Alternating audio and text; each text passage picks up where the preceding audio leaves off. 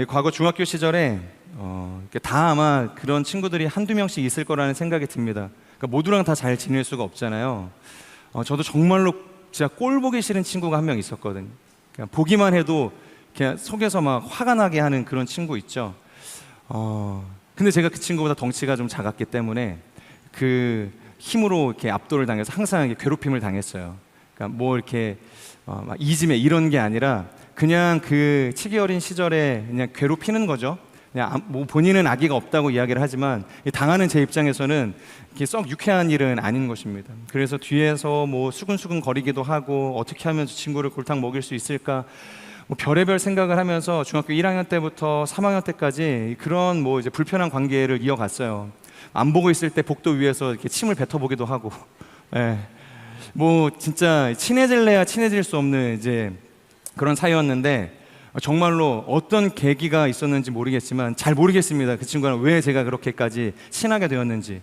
같은 고등학교를 이제 들어가게 됐고 대학교도 같이 들어가게 됐고 그리고 지금까지 20년이 넘게 쭉 이제 중마고로 지내는 그런 사이가 됐거든요. 그러니까 원수같이 그렇게 으르렁거리던 사이가 지금은 둘도 없는 친구가 된 거예요. 물론 교회를 다니지는 않습니다.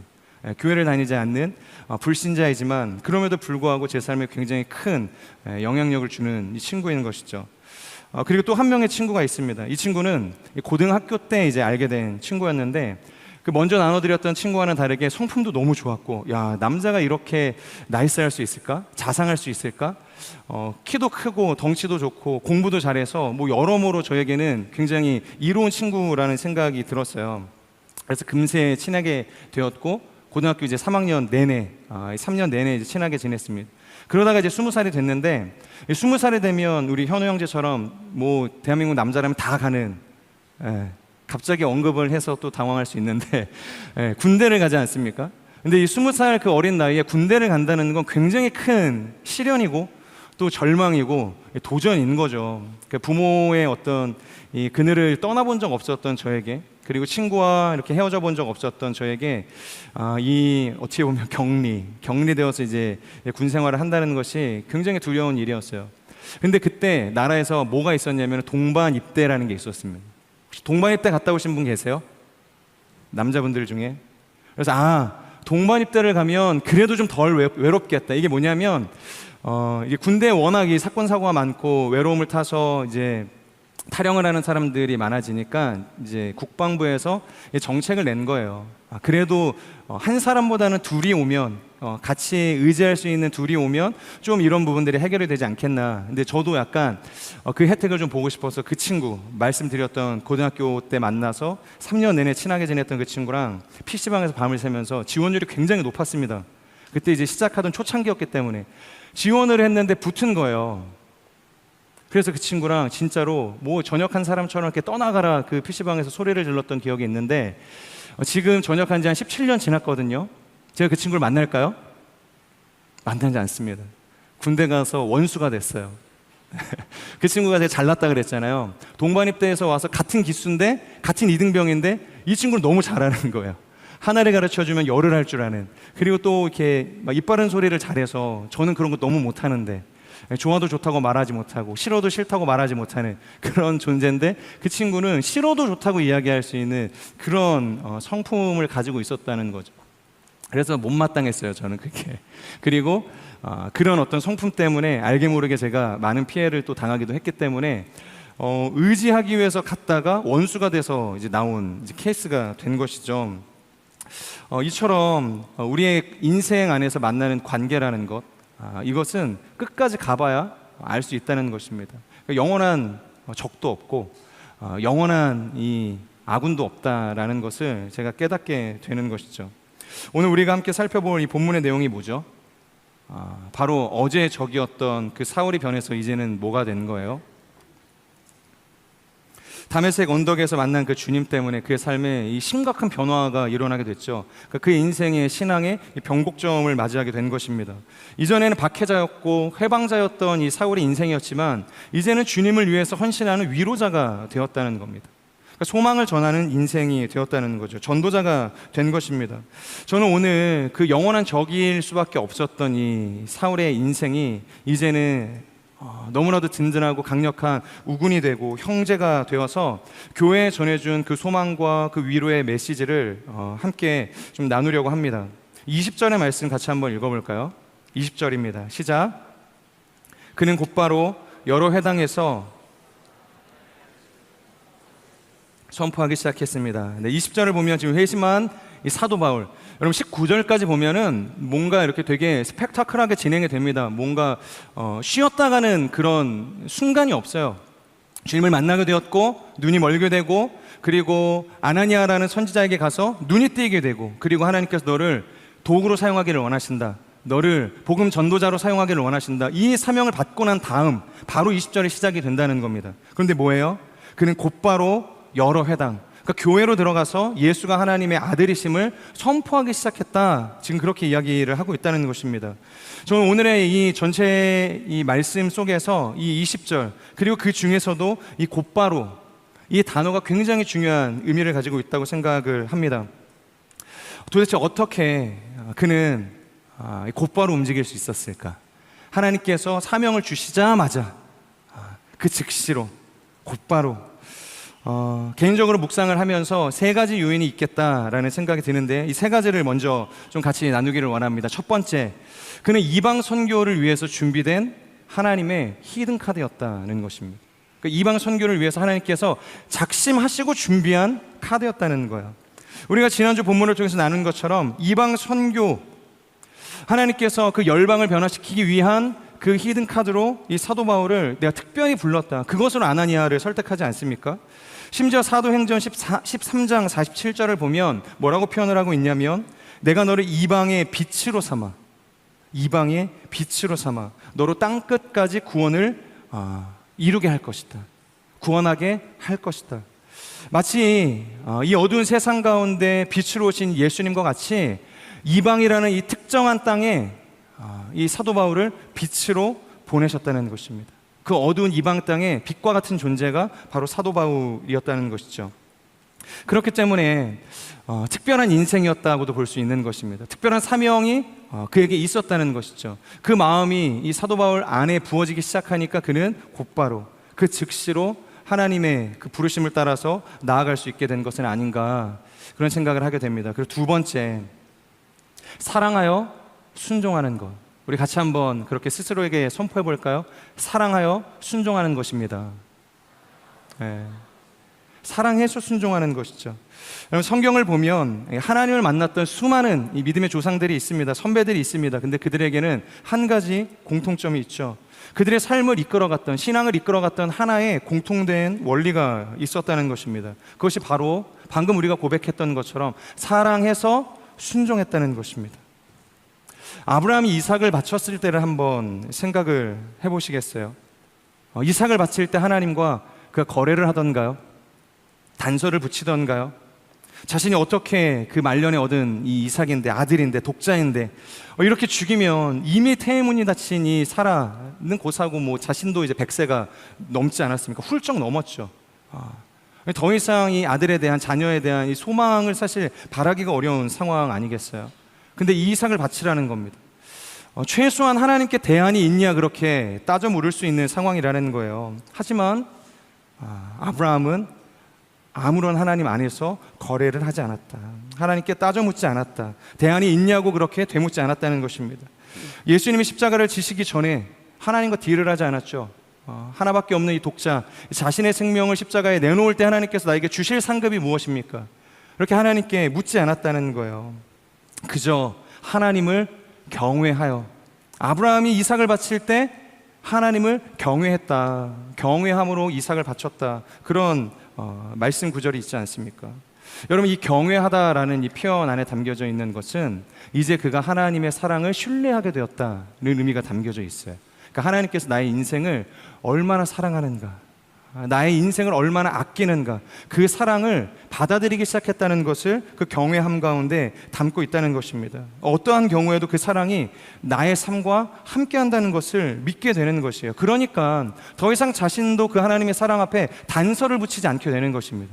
여러분, 단서가 붙은 사랑, 그런 남자 혹은 그런 여자를 만나시거든 경계하십시오. 그건 진짜 사랑이 아닐지 몰라요. 모든 것을 다 내어줄지라도, 나의 몸을 불사르게 내어줄 수 있는 희생이 있을지라도 조건 없는 사랑이 없다면 그 사랑은 의심할 수 있어야 되는 것입니다. 그냥 하나님을 경외하기 때문에, 하나님을 사랑하기 때문에 순종하는 것이다, 신뢰하는 것이다 라는 겁니다. 바로 그것을 하나님께서 기쁘게 보셨던 거예요. 그 아브라함의 그 순수한 사랑, 그 즉각적인 순종. 그래서 이제 네가 나를 경외하는 줄 내가 알게 되었다. 이제야 네가 내 사랑을 이해하고 사랑으로 표현하기 시작했구나. 그것이 경외하다라는 의미에 담겨져 있다는 것입니다. 요셉도, 다윗도, 예수님도 마찬가지죠. 하나님을 사랑하여, 하나님을 의지하여, 하나님을 신뢰하기 때문에 순종한다는 것입니다. 여러분, 바울을 한번 생각을 해보실까요? 오늘 이 변하게 되었던 바울, 그가 어떤 상황 가운데서 건짐을 받았을까요? 그가 다메섹으로 가던 그 길, 그의 상태가 어땠죠? 어떻게든 이 예수를 믿는 사람들을 죽이겠다는 그 열망 하나로 달려간 거 아닙니까? 누구도 시키지 않았지만, 누구도 그에게 등 떠밀지 않았습니다. 그냥 그것이 못마땅한 거예요. 그 마음 가운데 일어나는 그 불타는 충동, 그것을 억제하지 못하고 죽이겠다고 달려갔던 인생. 바로 인생의 이 최악의 순간, 가장 끔찍하고 치명적인 사례를 앞두고 있었던 그의 발걸음 앞에서 멈춰 세우시고 하나님이 그를 건져내셨다는 겁니다. 그래서 그가 자신을 죄인 중에 괴수다, 죄인 중에 괴수라고 고백할 수 있는 것이죠. 나의 구원은 마치 만삭되지 못한 어미의 뱃속에서 하나님께서 극적으로 살리시고 건져내셔서 구원에 이르게 하신 사람과 같다는 고백을 하게 되는 거예요. 잘 양육이 되어서 완전한 상태에서 축복을 받으며 세상을 선물로 받은 것이 아니라는 겁니다. 자격 없는 자에게 하나님께서 은혜로 베풀어 주신 것이 구원이고 이 세상이라는 것이 그의 고백이라는 것이죠. 그러니까 그 사랑이 깨달아지는 겁니다. 그 사랑이 그의 마음 가운데 동의가 되어지고 공감이 되어지는 거예요. 그러니까 곧바로 즉시로 지체하지 않고 달려가는 것입니다. 저는 우리의 인생도 하나님 앞에서 말씀하실 때 즉시로 곧바로 순종할 수 있는 인생이 되기를 축복합니다. 하지만 우리의 그 실상은 그렇지 않죠. 하나님께서 뭐라고 이야기하실 때, 하나님께서 네가 그랬으면 좋겠다, 같이 갔으면 좋겠다, 순종했으면 좋겠다, 어떤 음성을 듣든 일단 우리는 방어적이죠. 거래를 하나님께 틀려고 하죠. 협상을 잘해서 뭔가 그래도 좀 덜 리스크를 안고서 이 길을 가려고 하는 것이 우리의 연약함이라는 것이죠. 마치 기드온처럼 양털 뭉치를 놓고 확신을 주셔야만 갈 수 있는 겁니다. 하나님께서 이 전쟁을 너의 손에 내가 넘겨주었다, 이런 하나님의 그 음성이 있었음에도 불구하고 그에게는 여전한 이 불확신이 있는 거예요. 그래서 양털 뭉치를 놓고서 하나님께 거래하듯이 기도를 하게 되는 것입니다.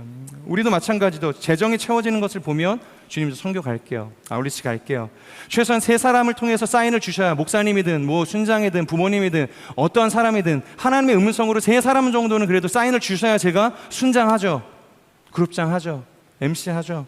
뭐 제가 콜링하겠다고 지금 이런 얘기하는 거 아닙니다. 그게 우리가 가지고 있는 하나님 앞에서의 일반적인 모습일 수 있겠다는 거예요. 그런데 여러분, 순종은 거래가 아니죠. 사랑은 조건을 달지 않는 것입니다. 정말로 사랑하면 그 사랑이 내 안에 침투해 들어오는 거예요. 그러니까 나를 감싸 안기 시작한다는 것입니다. 여러분, 이것을 신학적으로 이야기하면 코이노니아.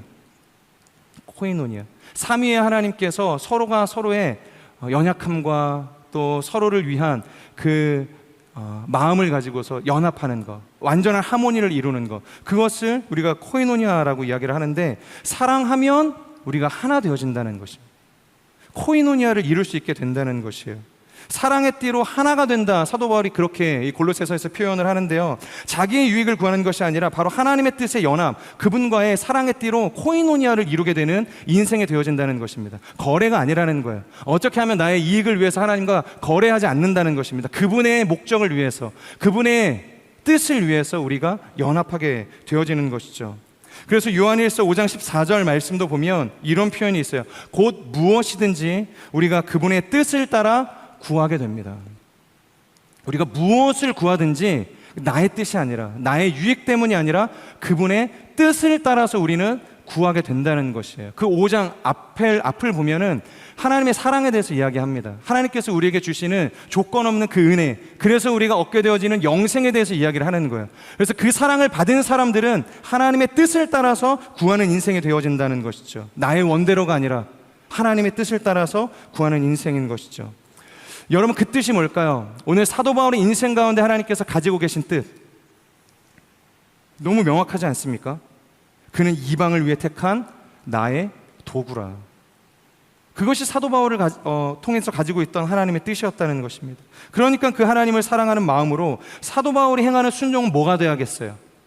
지체하는 게 될까요? 아니면 자신의 삶을 좀 점검하고 신앙을 점검하고 신학을 세우고 교리를 세우고 그리고 장성해서 제가 가겠습니다가 아니라는 것입니다. 오늘 본문 27절, 28절에서 말하는 것처럼 지체하지 않고 즉시로 가서 전하는 것이죠. 우리 이 말씀을 같이 한번 읽어보도록 하겠습니다. 27절, 28절입니다. 시작.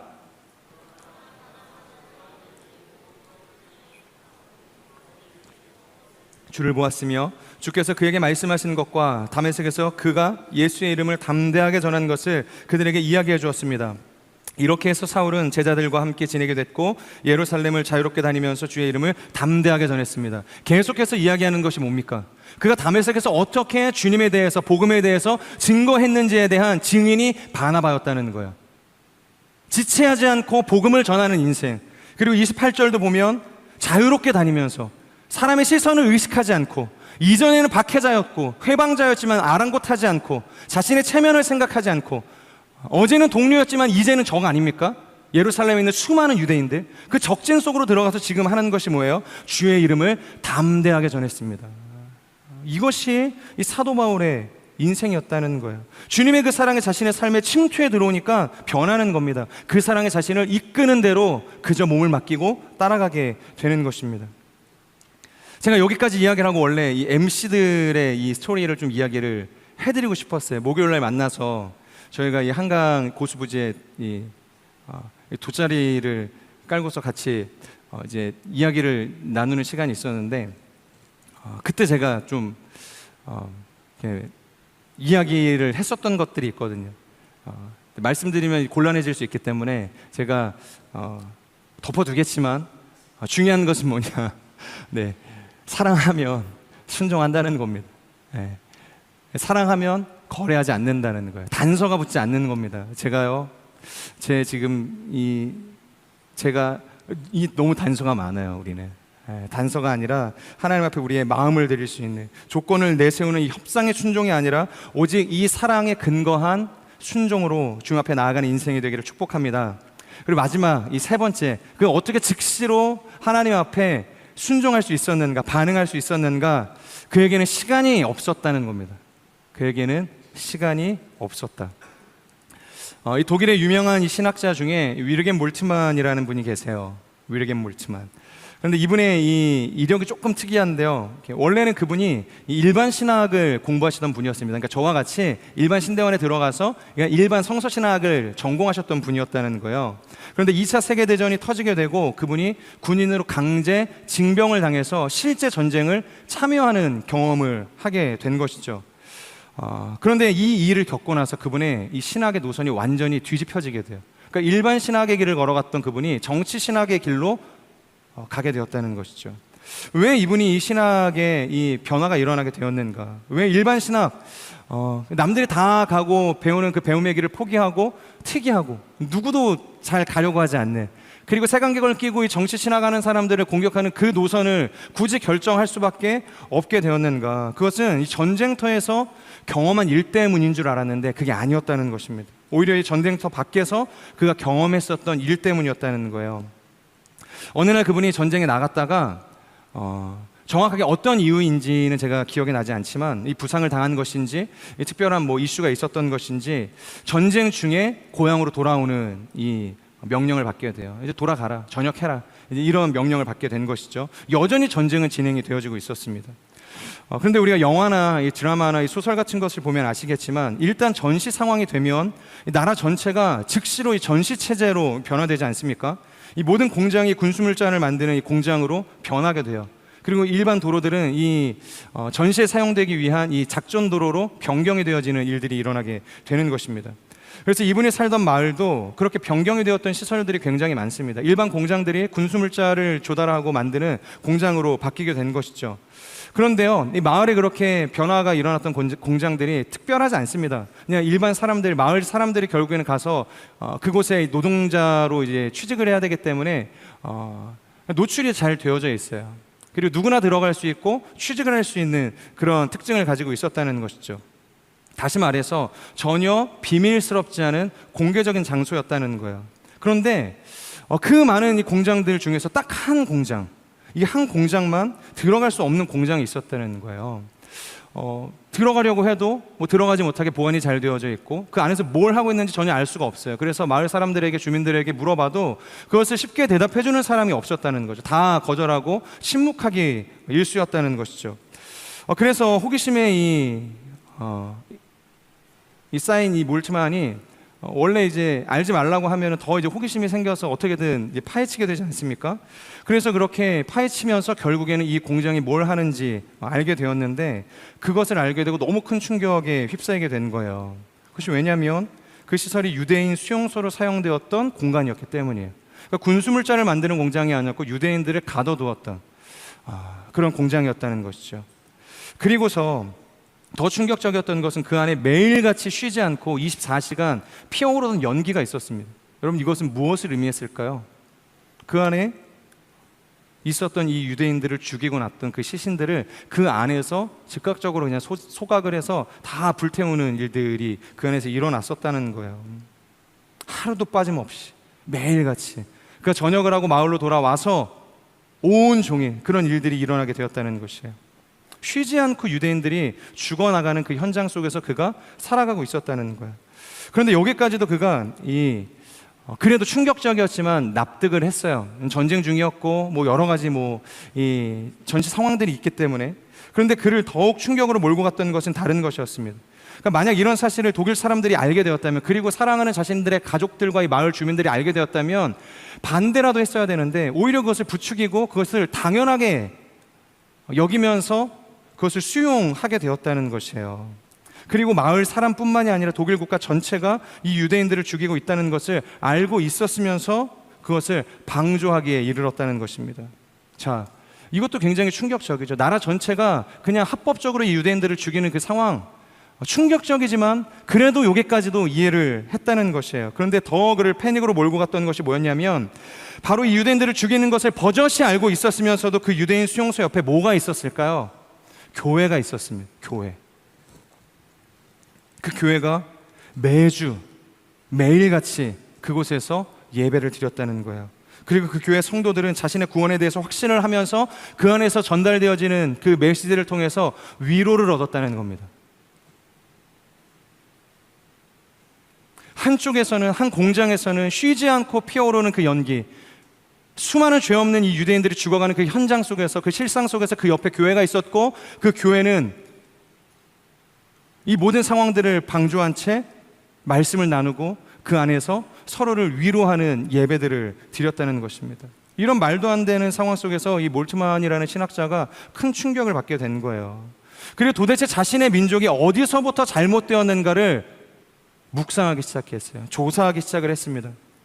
여러분, 지금 독일 사람들이 왜 이렇게 이 유대인들의 죽음 앞에서 초연한 태도를 가지고 있을까요? 생각이 없었을까요? 상식이 없었을까요? 사람을 죽이면 안 된다는 것을 몰랐을까요? 그럼에도 불구하고 나라 전체가 이것을 방조하고 오히려 인정하는 것은 어디서부터 기인한 것일까? 어떻게 세상의 소망이라는 이 교회마저 유대인들을 죽이는 이 수용소 옆에서 버젓이 예배를 드릴 수 있게 되었는가?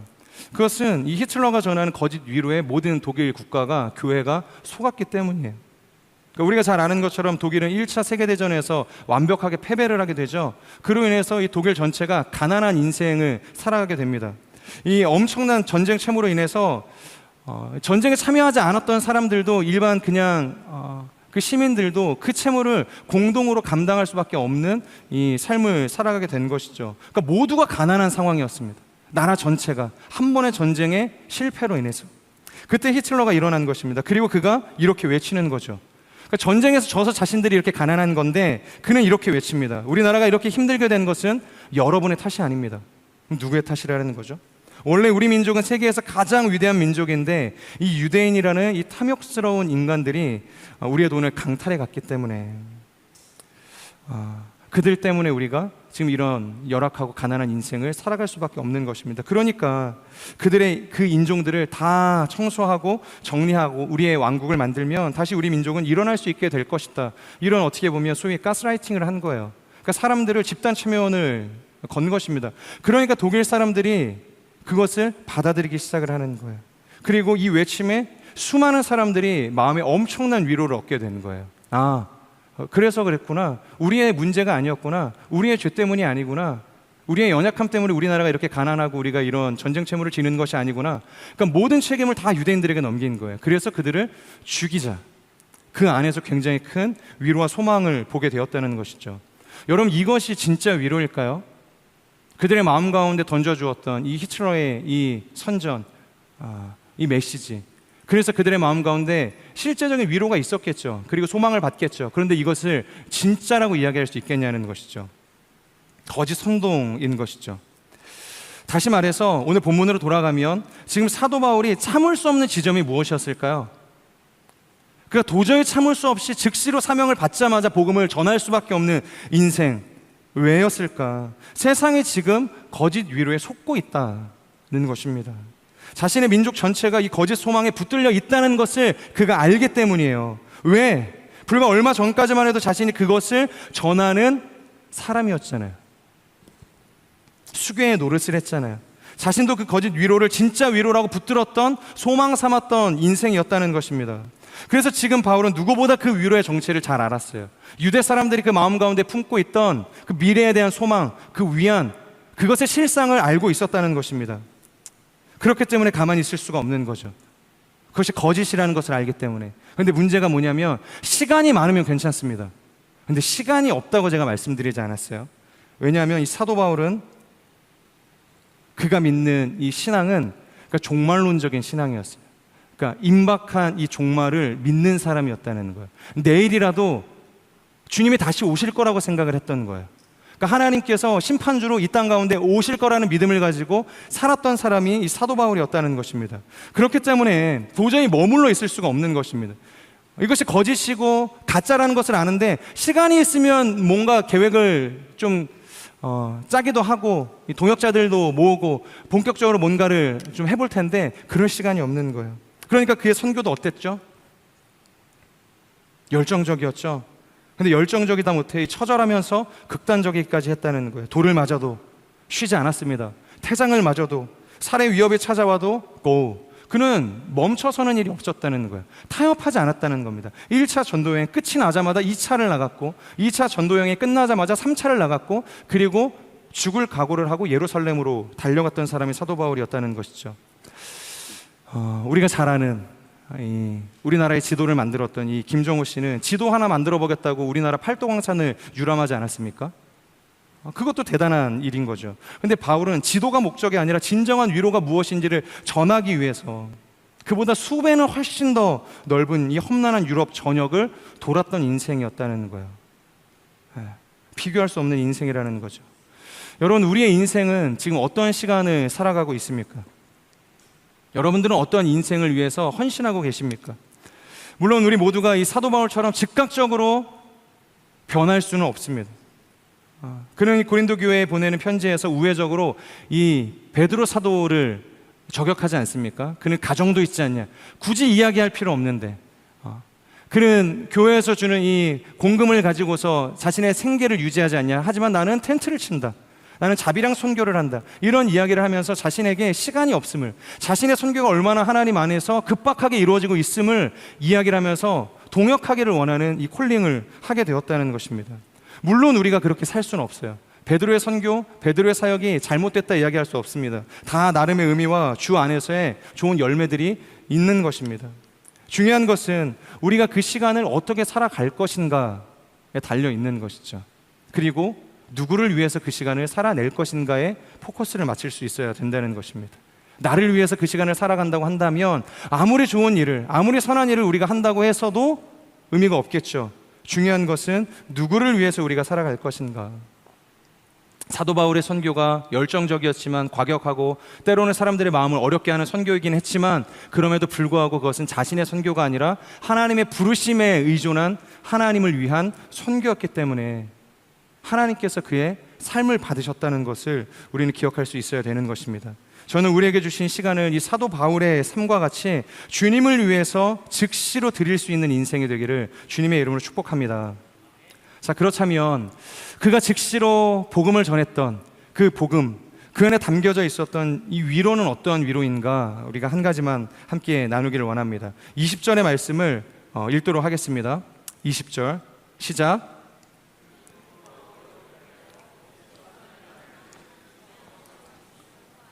자, 그가 회당에서 선포하기 시작했습니다. 무엇을 선포했는가? 복음을 선포했죠. 근데 그 복음이 무엇입니까? 바로 자신이 그렇게 핍박하고 죽이려고 했던 예수가 이제는 하나님의 아들이심에 대한 선포였다는 것입니다. 그가 전하는 이 복음의 메시지가 완전히 변하게 되었어요. 자, 그런데 문제는 사람들의 반응이 어떻습니까? 복음을 전하는데 예수가 하나님의 아들이시다, 이 위대한 복음을 선포하고 있는데 그것을 듣고 있는 사람들의 반응, 성경을 한번 보시겠어요? 그 대단하던 사울이 이제는 우리 편이 되어서 복음을 전해주는군요. 든든합니다. 웰컴. 그렇게 큰 위로를 얻었을까요? 잘 오셨습니다. 앞으로 잘 부탁드립니다. 그러지 않았다는 것입니다. 21절의 말씀을 보면 이렇게 쓰여져 있습니다. 그 말을 들은 사람들은 모두 놀라며 이렇게 말했습니다. 이 사람은 예루살렘에서 예수 이름을 부르는 사람들에게 해를 입혔던 사람이 아닌가. 또 그가 여기 온 것도 그들을 잡아 대제사장들에게 끌고 가려던 것이 아닌가. 지금 사도 바울의 변화를 보고 들은 사람들이 보이고 있는 반응은 한 가지예요. 강렬한 저항인 것입니다. 그의 변화를 부정하겠다는 것이에요. 도저히 우리가 이 사도 바울을 믿을 수 없다고 이야기하는 것이죠. 그러니까 쉽게 말하면 지금 그가 우리를 속여서 우리가 좀 안심하고 방심하면 우리를 대거에 소탕하려고 지금 작전 짜고 있는 거다. 약간 이런 뉘앙스인 것입니다. 그래서 회심한 척하고서 이 회당 안으로 들어와서 거짓 복음을 전하고 있는 것 아니냐. 사람들이 그렇게 그의 변화를 믿어주지 않았어요. 심지어 회심한 그 앞에서 그를 품고 용납하고 이해해주기보다는 일단의 경계와 그가 지은 과거의 죄를 끄집어내서 고발하기 시작했다는 거예요. 변화된 인생 앞에서 그를 용납해주고 품어주기 이전에 그의 죄를 끄집어내고 고발했다. 그것이 지금 예루살렘 교회가 가지고 있었던 사도 바울을 대하는 태도였다는 것입니다. 제가 지난 목요일에 한 지체로부터 연락이 왔어요. 제가 어제 이 기도회 때도 잠깐 나눴는데요. 목사님 큰일 났대요. 네. 제가 실명을 언급하지는 않겠습니다. 네. 뭐가 그렇게 큰일이 났어요? 제가 물어봤더니 이 포천에 있는 한 친구가 크게 사고를 쳤다는 이야기를 하는 거예요. 근데 합의금이 엄청납니다. 그래서 합의금이 얼마인데요? 그러니까 얼마입니다. 제가 너무 깜짝 놀랐어요. 뭐 한 1, 20만 원? 한 100만 원? 그것도 사실 많은 금액이죠. 근데 제가 듣고 너무 깜짝 놀랄 만큼 이게 이거 제가 잘못 들었나 싶을 정도의 많은 이 합의금을 이야기를 하는 거예요. 그리고 또 그것을 선교사님께서 해결하기 위해서 이 지금 사방팔방이 뛰어다니고 계신다, 이제 그 이야기를 하면서 또 한 번 놀라게 됐습니다. 그래서 제가 물어봤어요. 그 친구는 부모님이 안 계십니까? 그 친구의 나이는 몇 살이죠? 그리고 그 친구가 혹시 포천에는 잘 나오던 친구인가요? 뭔가 어떻게든 좀 이렇게 거리를 좀 만들고 싶어서, 그래야 뭔가 우리가 소극적으로 이걸 대처를 해도 뭔가 면피를 얻을 수 있는, 이제 그럴 수 있을 거라는 제 마음 안에 그런 얄팍한 생각이 이제 든 거예요. 근데 교회도 잘 나온다, 선교사님이랑도 잘 오랫동안 이제 알고 지냈던 사이다, 이제 그런 이야기를 하는 거예요.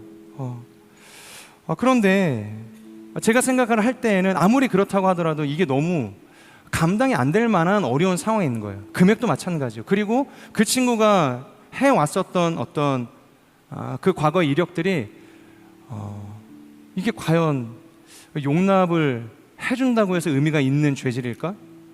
그러니까 우리가 생각하는 것보다 훨씬 더 심각한 일들을 그 친구는 그 어린 시절에 지금 지어왔던 거예요. 그러다가 굉장히 이번에 큰 일이 일어나게 된 것이죠. 돈도 문제지만 이건 선교사님이 도저히 짊어지기에는 어려운 문제다. 이 포천하랑센터라는 그 센터 하나가 전체가 달려들어도 사실 이건 해결하기가 어려운 일 아닐까. 설령 그 돈을 우리가 어떻게든 모아가지고 해결해 준다고 해서 그 친구가 자신의 죄를 뉘우치고 제가 정말로 몰랐습니다. 그리고 베풀어 주신 그 사랑 제가 기억하면서 이제는 개과천선해서 살겠습니다. 그럴까? 제 마음 가운데는 굉장히 큰 의심이 드는 거예요. 이 선교사님은 이 센터의 사역 이거에 공백이 생길까봐 이 선교사님 이제 팔이 불편하신 거 아시죠? 그렇기 때문에 정기적으로 이 통증이 찾아오거나 이 뼈가 자라는 이 상황들이 생기면 그것을 잘라내는 수술을 하셔야 되는데 지금 꽤 오래전부터 그 통증이 있었고 어려움이 있었어요. 그래서 두통이 생길 정도로 그 통증을 참아가면서 지금 이 센터를 돌보고 계시는 거예요. 이유가 뭐죠? 이 센터를 본인이 내려놓게 되면은 일단 이 수술을 받으면 공백이 생기지 않겠어요? 그럼 공백에 누군가 와서 이제 채워주겠죠. 하지만 자신의 마음처럼 자신처럼 사명감을 갖고 이 아이들을 케어해 주겠냐는 거예요.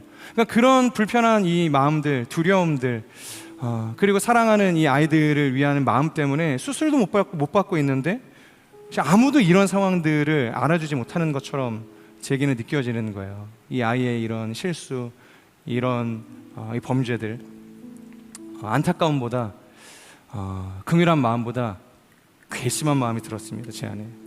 그리고 그렇게 통화를 마치고서 아내랑도 이제 이야기를 했어요. 야, 이게 나 같으면 난 이 사역 못한다. 요셉 공동체는 진짜 양반이다. 여러분들 같은 공동체라면 진짜 두세 개도 제가 섬길 수 있겠다는 생각을 했어요. 그만큼 이게 어려운 사역이겠다. 나에게 만약에 이걸 맡겨주시면 나는 두 손 들겠다. 그러니까 이런 굉장히 불편하고 어려운 마음이 드는 거예요. 그렇게 밥을 먹고 이제 교회에 와서 오늘의 이제 본문 말씀을 이제 묵상을 하는 거예요. 묵상을 하는데 딱 이 구절에서 딱 걸리는 거예요. 뭐가 걸렸을까요? 지금 이 유대교회 사람들이 사도 바울을 용납하지 못하고 있는 그 모습이 지금 나의 모습과 같다는 생각이 들었어요. 하나님께서 나의 연약한 마음들, 내 안에 있는 이 죄악된 마음들을 들춰내시고 보여주시는 거예요. 그러면서 이런 마음을 주셨습니다. 교회는 사형장이 아니라 도피성이 되어야 한다. 이 마음을 주시는 거예요. 그러니까 교회는 뭐예요? 사형장이 아니죠. 누구든지 이곳에 사람을 죽였든지 부지 중에 큰 죄를 지었든지 들어오게 되면 일단은 용납을 받고 그 사람들을 헤어줄 수 있는 도피성이 되어야 한다라는 마음을 주시는 거예요. 여러분, 비난은 쉽죠. 그리고 포기하고 버리는 것은 굉장히 쉬운 선택입니다. 하지만 그럼에도 불구하고 포기하지 말라는 거예요. 말씀 그렇게 우리에게 도전을 하고 있다는 겁니다. 하나님은 우리에게 오늘도 그 사랑을 행하라고 말씀을 하시는 거예요. 사형장이 아니라 뭐가 돼야 돼요? 도피성이 되어야 한다는 것이죠. 그렇기 때문에 비난이 아니라 용납과 관용으로 어떠한 죄를 지었든지 간에 우리가 끌어안고서 인내해야 할 이유가 있다는 것입니다. 우리도 그 성 안에서 그 예수 그리스도라는 그 도피성 안에서 용납을 받았기 때문에 그 은혜를 누렸기 때문에 지금 이만큼 회복해서 사람 구실하고 있는 거 아닙니까? 이곳에서 예배 드릴 수 있는 것 아닙니까? 그것을 잊지 말라는 마음을 주시는 거예요. 우리는 결코 그 은혜와 그 사랑을 잊어서는 안 되는 것이죠. 여러분, 신명기를 보면 누구라도 그 도피성에 들어갈 수 있다고 이야기해요. 누구라도. 예외가 없습니다. 어떠한 죄를 지었든지 어떠한 사람이든지 그것을 알고 살인을 저질렀든지 부지 중에 그 살인을 저질렀든지 일단 도피성 안으로 들어오면 안전해요. 누구도 그 사람의 생명을 해할 수가 없다는 것입니다. 여러분, 여기에는 예외가 없는 거예요. 그렇기 때문에 이 포천하랑의 문제를 위해서 모두가 마음을 모아서 기도해 주실 수 있으면 좋을 것 같아요. 비난이 아니라, 정죄가 아니라, 그리고 불편한 안타까움이 아니라 정말로 예수님께서 우리를 용납해 주신 그 사랑처럼 그 은혜를 우리가 기억하면서 이 아이의 인생에 정말로 큰 전환점을 맞아서 변곡점을 맞이해서 정말로 우리가 큰 값을 지불해야 하지만 그 사랑을 기억하고 그의 인생이 이 사도 바울과 같이 하나님께 드려지는 인생으로 바뀌었으면 좋겠다. 이 공동체가 우리가 마음을 모아서 기도해 줄 수 있으면 좋을 것 같다는 생각이 들어요. 자, 그리고 23절을 보면 이제는 어제는 아군이었지만 이제는 적이 된 이 유대인들의 입장을 보여주고 있거든요. 적이었지만 아군이었던 사람들의 이 태도는 용납할 수 없고 이해할 수 없고 죄를 들춰내고 비난하는 어떤 반응이었지만 이제는 아군이었지만 적이 되었던 이 유대인들의 입장을 23절이 이야기해주고 있는데, 그들이 어떤 결정을 내리냐면 가서 설득을 해볼까? 품어줄까? 이런 거 아닙니다. 똑같아요. 그를 죽이려는 음모를 꾸몄다. 사도 바울을 잡아 죽여야겠다, 이 살해의 이 음모를 꾸몄다고 성경이 이야기하고 있습니다. 여러분, 세상이 말하는 연합이라는 거, 하나됨이라는 것이 이처럼 하찮은 것이에요. 언제나 달면 삼키고 쓰면 뱉어버리는 것입니다. 뜻과 마음이라는 이 조건이 맞아야만 한시적으로나마 하나 될 수 있는 것이에요. 우리가 될 수 있는 것입니다.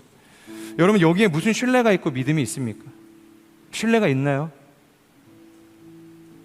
믿음이 있나요? 여기서 우리가 무슨 위로와 사랑과 소망을 발견할 수 있습니까? 하지만 하나님의 사랑은 뭐라고 이야기하시는가? 품지 못할 사람이 없다는 것입니다. 같이 하지 못할 사람이 없다는 것입니다. 모두를 하나님의 그 사랑과 은혜로 품으시겠다고 지금 교회를 향해서 도전해주고 계신다는 거예요. 결국 그 사랑의 인내가 결실을 맺어 이 사울마저도 뭐가 돼요? 위로자가 되죠. 그리고 제2의 바나바가 되게 하시는 것입니다. 여러분, 예루살렘 교회가 위로를 받은 것은 이 사울이 복음을 잘 전해서가 아닙니다. 이 수학적인 능력을 가지고 사람들을 현혹했기 때문에 대단하다, 그 말씀에 우리가 좋은 인사이트를 얻었다, 그래서 위로를 받은 게 아니에요. 그 안에서 소망을 고백하게 된 것이 아닙니다. 바로 하나님의 사랑이 이 사울마저도 바울이 되게 하셨구나. 바로 그 주님의 사랑이 품지 못할 자마저 품으셔서 변화시키셨구나. 그것을 본 것입니다. 그것이 위로가 되었고 소망이 되게 한 것이에요. 주님이 죽으신 것으로 그가 전한 모든 가르침도 함께 장사되었다고 사람들은 생각을 했어요. 그런데 이런 사울의 변화를 보면서 그가 전한 복음이, 예수 그리스도께서 우리에게 가르치셨던 그 복음의 말씀이 죽지 않았구나, 살아서 지금도 역사하고 있음을 느끼게 되었다는 것입니다. 여러분, 그것이 바로 그들이 전하고 느낀 위로의 실체라는 것이에요. 세상에 얼마나 많은 위로자가 있습니까?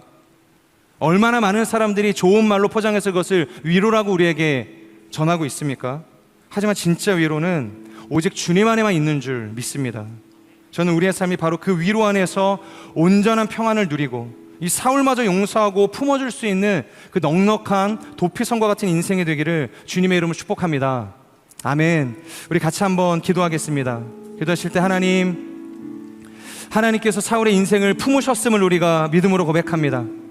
이 사울이 능력이 있었기 때문이 아니라 정말로 죄인 중에 죄인이었던, 괴수였던 사도 바울이었지만 하나님의 사랑이 품지 못할 사람이 없음을 우리가 말씀을 통해서 깨닫게 됩니다. 하나님, 우리의 삶을 향하여서, 신앙을 향하여서, 교회를 향하여서 도전합니다. 하나님, 우리도 예수 그리스도의 그 사랑과 그 은혜의 마음을 품어서 사울과 같은 인생들을 품을 수 있는 도피성이 되어질 수 있도록 성령 하나님 역사하여 주시옵소서. 그래서 사울을 바울 되게 하고 박해자와 회방자를 위로자여 전도자가 되게 하는 거룩한 통로로서 우리 교회를, 우리 공동체를, 나를 사용하여 주시옵소서. 이 말씀을 우리가 함께 마음 가운데 품으며 우리 함께 기도하며 나아가겠습니다.